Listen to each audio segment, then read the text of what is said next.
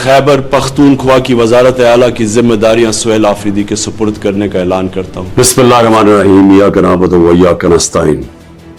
मेरे पाकिस्तानियों, खैबर पख्तूनख्वा के हालात के तनाजुर में वजीर आला की तब्दीली नागुज़ीर थी और ये एक आईनी अमल है जो इस मुल्क के दूसरे सूबों में भी होता आया और इसमें किसी को मुदाखलत नहीं करनी चाहिए ताकि ये अमल जल्द अज जल्द मुकम्मल हो।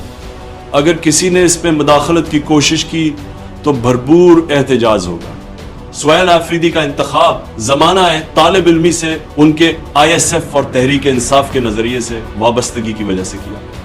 ये फैसला तहरीक इंसाफ की इलेक्टेबल्स की जगह ग्रास रूट वर्कर्स को फैसला साजी के अमल में शामिल करने के बयानिए को भी तक़वियत बख्शता है।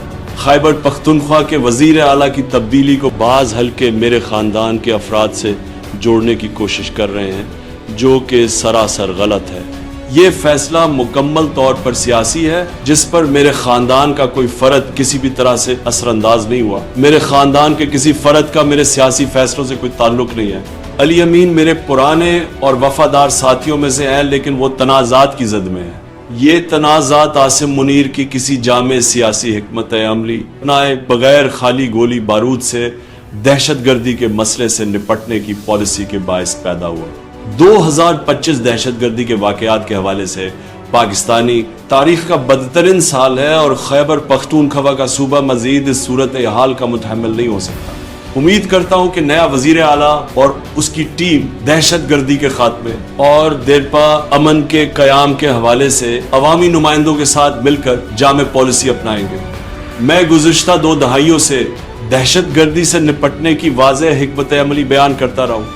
इसी हिकमत अमली के बायस तहरीक इंसाफ के 3.5 साल दौरे हुकूमत में दहशतगर्दी पर बहुत हद तक काबू पा लिया गया। तहरीक इंसाफ ने उस वक्त की पाकिस्तान मुखालिफ भारत नवाज अशरफ गनी हुकूमत से भी मुज़ाकरात किए और कबायली अवाम और अफगानी पनागज़ीनों के मामलात भी अफहाम व तफ़हीम से तय किए। 2021 में उस वक्त की फौजी क़यादत ने हथियार फेंकने वाले दहशतगर्दों को वापस बसाने का मंसूबा पेश किया था मगर उस मंसूबे को खैबर पख्तूनख्वा और कबायली इलाकों के हमारे मुंतखब नुमाइंदों ने मुस्तरद कर दिया था। उस मंसूबे पर हमारे दौर में अमल नहीं हुआ लेकिन अब हक़ायक़ के बरक्स तहरीक इंसाफ की हुकूमत पर यह सरासर झूठा इल्ज़ाम लगाया जा रहा है कि मुल्क में दहशतगर्दी उस दौर में बसाए गए दहशतगर्दों की वजह से पैदा हुई है। कौम को बताया जाए कि कौन से दहशतगर्द कब कहां और कैसे बसाए गए। कभी यह कहा जाता है कि पाकिस्तान में दहशतगर्दी की जिम्मेदार अफगान हुकूमत है जिसकी तईद से अफगानिस्तान में बसने वाले दहशतगर्द पाकिस्तान में कार्रवाइयां करते हैं और कभी कहा जाता है कि दहशतगर्दी दहाइयों से पाकिस्तान में बसने वाले अफगान मुहाजिरीन की वजह से। ये दोनों बातें ही गलत हैं क्योंकि लाखों अफगान महाजरीन को बेइज्जत और रसवा करके निकालने के बावजूद दहशतगर्दी बढ़ती जा रही है। ये मुतजाद बयान आसिम मुनीर के मुसल्लत किरदा अवाम दुश्मन निज़ाम की बदहवासी को जाहिर करते हैं।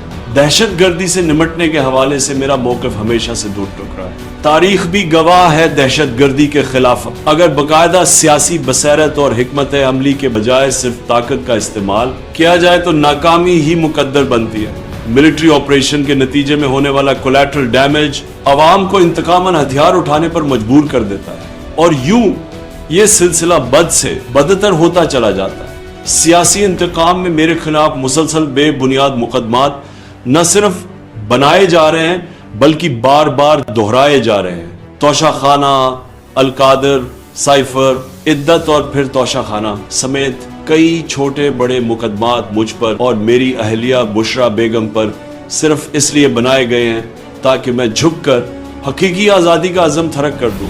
मैं अपनी कौम को फिर से पैगाम देना चाहता हूं, ये चाहे कुछ भी कर लें, मैं इनके सामने न खुद झुकूंगा और न ही अपनी कौम को झुकने दूंगा। पाकिस्तान जिंदाबाद। शुक्रिया।